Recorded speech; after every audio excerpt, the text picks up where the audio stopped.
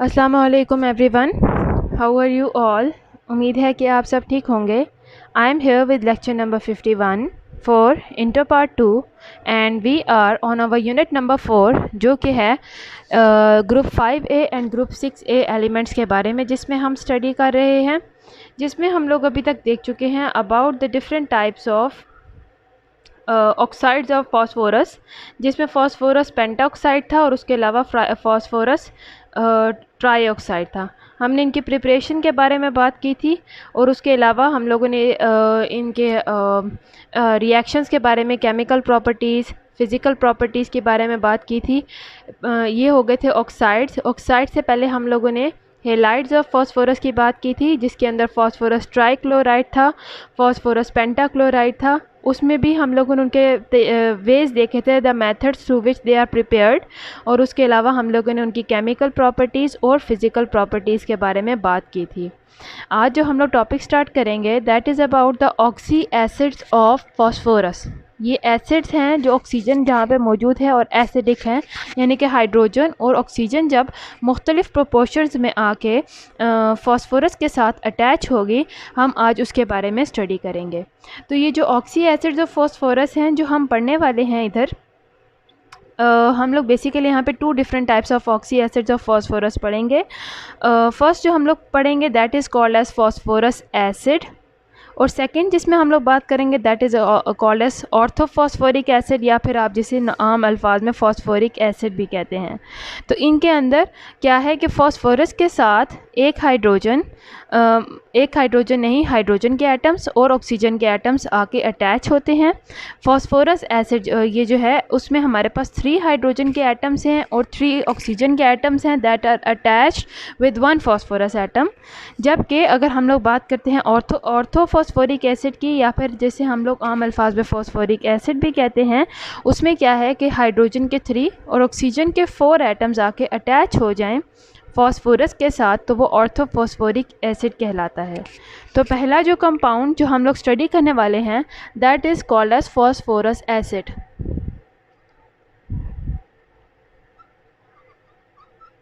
Phosphorus acid यानी कि यहाँ पे हाइड्रोजन के 3, फॉस्फोरस का 1 और ऑक्सीजन के 3 एटम्स जो हैं वो अटैच्ड होते हैं। दिस प्रोडक्ट, दिस H3PO3, इसको हम लोग कहते हैं कि this is called as phosphorous acid. ये एसिडिक प्रॉपर्टीज शो करता है, इसके अंदर हाइड्रोजन प्रेजेंट है, उसके अलावा ऑक्सी एसिड है, ऑक्सी यानी कि ऑक्सीजन का एटम अटैच्ड है, और एसिडिक है यानी कि हाइड्रोजन के एटम्स भी अटैच्ड हैं। अब सबसे पहले हम ये देख लेते हैं कि इसकी what are the preparatory methods, के किस तरह से ये प्रिपेयर किया जाता है, ये फॉस्फोरस एसिड जो है किस तरह से ये प्रिपेयर होगा। तो हम लोग 2 मेथड्स को स्टडी करेंगे अबाउट इट्स प्रिपरेशन। तो जो फर्स्ट मेथड है जिसको हम लोग जिस पे बात करेंगे for the preparation of phosphorous acid, वो ये है कि हम लोग फॉस्फोरस ट्राईऑक्साइड, जो आप ऑक्साइड्स में पढ़ चुके हैं, फॉस्फोरस ट्राईऑक्साइड, आप उसको जब कोल्ड वाटर में डिज़ोल्व करेंगे तो it will change into the phosphorus acid. ये बातें आप पहले ऑक्साइड्स ऑफ फॉस्फोरस की प्रॉपर्टीज़ में भी पढ़ चुके हैं कि किस तरह से अगर आप कोल्ड वाटर के साथ उनको ऐड करते हैं तो क्या प्रोडक्ट देते हैं, डिफरेंट प्रोडक्ट देते हैं, अगर हॉट वाटर के साथ ऐड करते हैं तो डिफरेंट प्रोडक्ट देते हैं। तो अब हम लोग बात करते हैं अगर फॉस्फोरस एसिड की, तो हम लोग लेते हैं फॉस्फोरस ट्राईक्लोराइड। जो ये फॉस्फोरस ट्राईक्लोराइड हमने लेना है ये हम लोग लेंगे सॉलिड फॉर्म में, ठीक है। इसको साथ हम लोग ऐड करेंगे 3 molecules of water. Water obviously liquid form में है, दोनों एक दूसरे के साथ कंबाइन करके बना देंगे 2 molecules of phosphorous acid H3PO3 in the aqueous form. आप यहाँ पे देख सकते हैं हाइड्रोजन हमारे पास कितना है, 3 2 6, 6 हाइड्रोजन एटम्स हैं। यहाँ पे भी 2 3 6 हाइड्रोजन एटम्स प्रेजेंट हैं। 2 फॉस्फोरस के एटम्स हैं, यहाँ पे भी फॉस्फोरस के 2 हैं बिकॉज 2 मॉलिक्यूल्स हैं, और ऑक्सीजन के कितने हैं, 3 + 3 6 हैं, तो 2 3 6 ऑक्सीजन के एटम्स मौजूद हैं। तो ये फर्स्ट मेथड है प्रिपरेशन का फॉर द फॉस्फोरस एसिड, कि जिसके अंदर हम लोग फॉस्फोरस ट्राईक्लोराइड यानी कि P2O3 सॉलिड फॉर्म में लेंगे और उसको जो है हम लोग डिज़ोल्व करते हैं in the water, and this water should be present in the cold state. यानी कि कोल्ड वाटर में, ठंडे पानी में आपने इसको डिज़ोल्व करना है। जब ये आपस में पूरी तरह से डिज़ोल्व हो जाएंगे तो हमारा जो फास्फोरस ट्राई ऑक्साइड था ये जो है ऐड अप हो जाएगा वाटर के साथ, उसके साथ कंबाइन कर देगा और हमें क्या मिल जाएगा, फास्फोरस एसिड। सो ये जो हमारा फर्स्ट मेथड था for the preparation of phosphorus acid, इसमें हम लोगों ने ऑक्साइड ऑफ फास्फोरस का इस्तेमाल किया है। अब नेक्स्ट जो हम लोग देखते हैं preparatory method for the phosphorus acid, उसमें हम लोग हेलाइड का इस्तेमाल करेंगे, फास्फोरस ट्राई क्लोराइड का, दैट इज़ अ हेलाइड। यानी कि जब हेलोजन का ग्रुप फास्फोरस के साथ आके अटैच हुआ है तो वो किस तरह से यूज़ होंगे preparation of the phosphorus acid. तो हम लोग इसमें भी लेंगे फास्फोरस ट्राईक्लोराइड, यानी कि फास्फोरस का एक एटम और क्लोरीन के 3 atoms. This should be taken in the liquid form, इसको हम लिक्विड फॉर्म में लेंगे और इसको हम लोग इसकी हाइड्रोलाइसिस करेंगे। हाइड्रोलाइसिस यानी कि इसको हम लोग वाटर में डिज़ोल्व करेंगे तो इसमें क्लोरीन को ये रिप्लेस करेगा वाटर के मॉलिक्यूल्स के साथ, वो ब्रेक डाउन होकर हाइड्रोजन क्लोरीन के साथ अटैच हो जाएगा और ऑक्सीजन जो है इस फास्फोरस के साथ आके अटैच हो जाएगा। ये हमने लिया है फास्फोरस ट्राईक्लोराइड लिक्विड फॉर्म में। साथ में हम लोग डालते हैं 3 molecules of water, they are also in the liquid form. अब क्या है कि क्लोरीन जो है, यहाँ पे क्लोरीन के 3 एटम्स हैं, वो इन हाइड्रोजन 6 एटम्स से हाइड्रोजन के, उनमें से 3 के साथ मिलके 3 मॉलिक्यूल्स बना देगा हाइड्रोजन क्लोराइड के या हाइड्रोक्लोरिक एसिड के। ठीक है, क्लोरीन चला गया, हाइड्रोजन के 3 चले गए। अब हमारे पास क्या रह गया, फास्फोरस का एक सिंगल एटम, 3 यहाँ से हाइड्रोजन के एटम्स और 3 ऑक्सीजन के एटम्स। तो हम क्या इससे क्या बन जाएगा, जो पीछे रिमेनिंग है H3PO3 in the aqueous form. तो ये था हाइड्रोलाइसिस, पहला जो मेथड था जिसमें हम लोगों ने यूज़ किया था ऑक्साइड ऑफ फास्फोरस, यानी कि फास्फोरस ट्राई ऑक्साइड को। तो उससे जब हम लोगों ने फास्फोरस एसिड को प्रिपेयर किया था तो इसके अंदर हम लोगों ने इसको कंबाइन करवाया था, यानी कि ये आपस में एक दूसरे के साथ डिज़ोल्व हुए थे, एक दूसरे के साथ केमिकली रिएक्ट करके ये कंबाइन हो गए थे और कंबाइन होने के बाद इन्होंने जो है मिलके फास्फोरस एसिड बनाया था। ठीक है, जबकि अगर हम लोग प्रिपरेटरी मेथड नंबर 2 को डिस्कस करते हैं कि जिसमें हम लोग हेलाइड को लेंगे, यानी कि फास्फोरस ट्राईक्लोराइड को लेंगे और उसको वाटर के साथ डिज़ोल्व करते हैं, तो यहाँ पे कम्बिनेशन नहीं होगा बल्कि यहाँ पे हाइड्रोलाइसिस होती है, यानी कि वाटर के मॉलिक्यूल्स ब्रेक डाउन होके, यानी कि हाइड्रोजन और ऑक्सीजन ब्रेक डाउन होके डिस्ट्रीब्यूट हो जाते हैं। जैसे कि मैंने आपको बताया कि इसमें 3 हाइड्रोजन के एटम्स इन 3 क्लोरीन के एटम्स के साथ मिलके हाइड्रोजन क्लोराइड हाइड्रोक्लोरिक एसिड जो है वो बना देते हैं, यानी हाइड्रोजन के मॉलिक्यूल एटम्स जो थे वो ब्रेक डाउन हुए हैं वाटर के मॉलिक्यूल से और उन्होंने इसको ब्रेक डाउन करके इसमें से क्लोरीन के साथ ये अटैच हो चुके हैं। अब हमारे पास यहाँ पे फास्फोरस अकेला है, वो जाके बाकी के एटम्स के साथ कंबाइन करेगा और बना देगा H3PO3 जो कि है हमारा फास्फोरस एसिड। तो पहला मेथड कौन सा था, डिज़ोल्विंग का, ये वाला जिसमें ऑक्साइड का इस्तेमाल किया गया था, और सेकंड मेथड जिसमें हेलाइड का इस्तेमाल किया गया था वो हाइड्रोलाइसिस का मेथड था। अब हम लोग अगर ये हमारे 2 मेथड से प्रिपरेशन के देख सकते हैं कि दोनों में हमारे पास फास्फोरस एसिड प्रिपेयर हुआ है, दोनों में ये एक्वियस फॉर्म में प्रिपेयर होगा और एक में सिर्फ और सिर्फ फास्फोरस एसिड है जब डिज़ोल्व हो रहा है और दूसरे में जब वो हाइड्रोलाइसिस हो रही है तो उस टाइम पे फास्फोरस एसिड के साथ हाइड्रोक्लोरिक एसिड भी एज अ प्रोडक्ट हमें मिलता है। ये बात हो गई इसकी प्रिपरेशन के, जिसमें हमने सिर्फ 2 ही मेथड्स को डिस्कस करना था। अब नेक्स्ट हम लोग देख लेते हैं, चेक कर लेते हैं इसकी फ़िज़िकल प्रॉपर्टीज़। तो physical properties of phosphorus acid को अगर देखें तो फिज़िकली ये वाइट कलर का क्रिस्टलाइन सॉलिड है, यानी कि वाइट कलर का सॉलिड है that occurs in the shape of crystals. Crystals की फॉर्म में, वाइट कलर के क्रिस्टल्स की फॉर्म में ये एग्जिस्ट करता है और इसका जो मेल्टिंग पॉइंट है, यानी जब ये मेल्ट होकर लिक्विड में कन्वर्ट हो जाएगा, that is about 73.6 degree Celsius.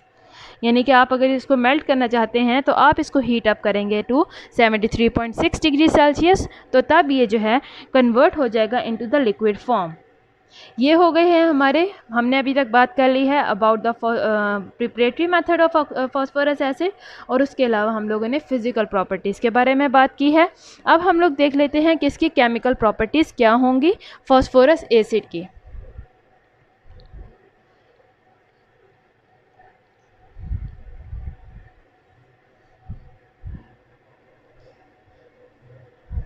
तो जब इसकी केमिकल प्रॉपर्टीज़ को देखें तो अगर हमारे पास फॉस्फोरस एसिड मौजूद है, यानी कि अगर हमने 4 मॉलिक्यूल्स ले लिए हैं फॉस्फोरस एसिड के H3PO3 के, that is in the solid form, और हमने इसको अब हीट अप करना है।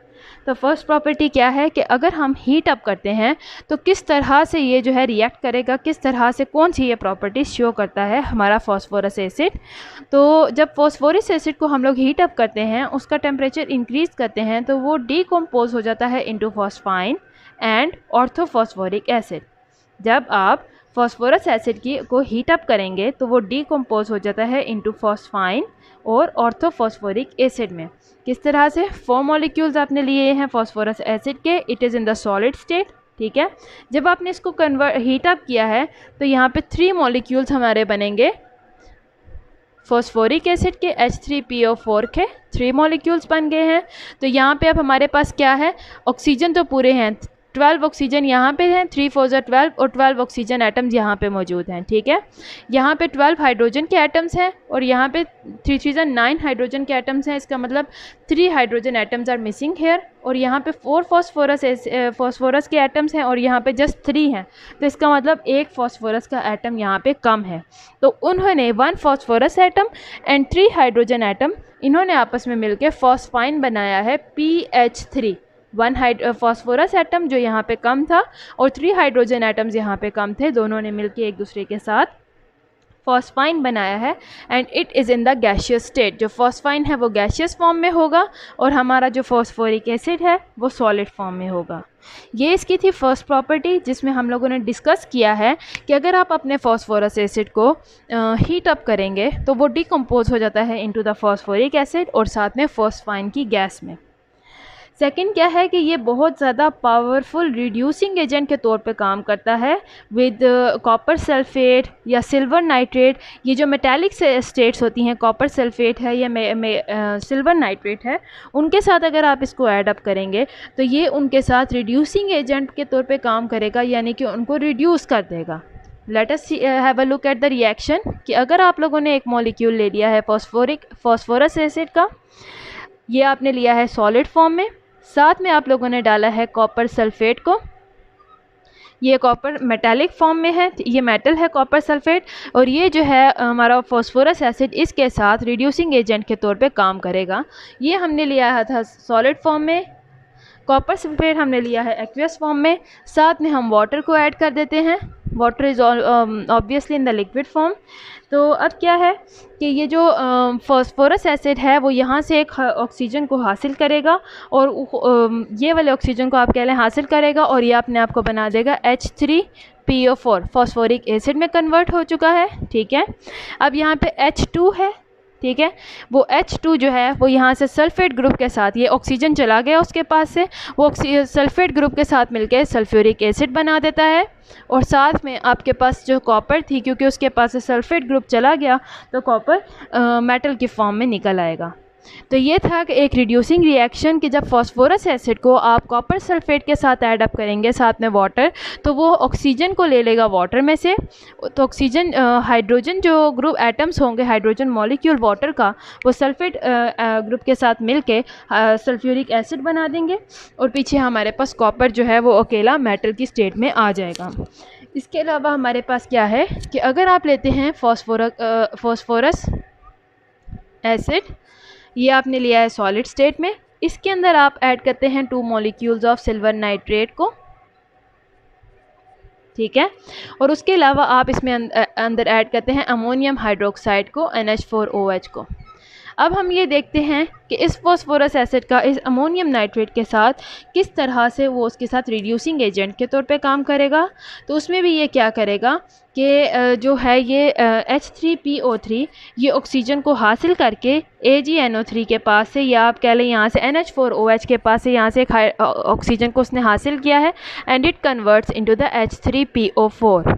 ये देख लें, जब भी ये रिड्यूसिंग एजेंट के तौर पे काम करता है तो ये ऑक्सीजन को अपने अंदर ऐड करता है, तो इसका मतलब है कि बाकियों को ये रिड्यूस कर रहा है, ख़ुद को ऑक्सीडाइज कर रहा है, ठीक है। तो ये अमोनिया का जो ग्रुप है वो जो है जो हमारा अमोनिया का ग्रुप है that attaches with the nitrate group और ये बना देगा NH4 अमोनियम नाइट्रेट, NH4NO3 बना देगा। ठीक है, NH4NO3 बना दिया। उसके अलावा अब हमारे पास यहाँ पे क्या है, यहाँ से ऑक्सीजन एक कम रह गया था और 2 हाइड्रोजन के एटम्स मौजूद हैं। एक ऑक्सीजन इस फास्फोरस के साथ ऐड अप होकर उसको फास्फोरिक एसिड बनाया था। ठीक है, ये अमोनियम ग्रुप जो है इसने नाइट्रेट ग्रुप के साथ मिलकर अमोनियम नाइट्रेट बना दिया। यहाँ पे 2 हाइड्रोजन के एटम्स हैं, 1 ऑक्सीजन का एटम है, तो इन्होंने मिलकर वाटर मॉलिक्यूल बना दिया। और पीछे आपके पास क्या रह गए हैं, 2 एटम्स ऑफ मर्क्यूरी, सिल्वर। तो ये इस तरह से इसने सिल्वर नाइट्रेट के ऊपर भी ऑक्सीडाइजिंग रिड्यूसिंग एजेंट के तौर पे काम किया है और उनको रिड्यूस कर दिया है, यानी कि उनके अंदर से नाइट्रेट्स ऑक्सीजन के जो ग्रुप हैं वो रिड्यूस कर दिए हैं।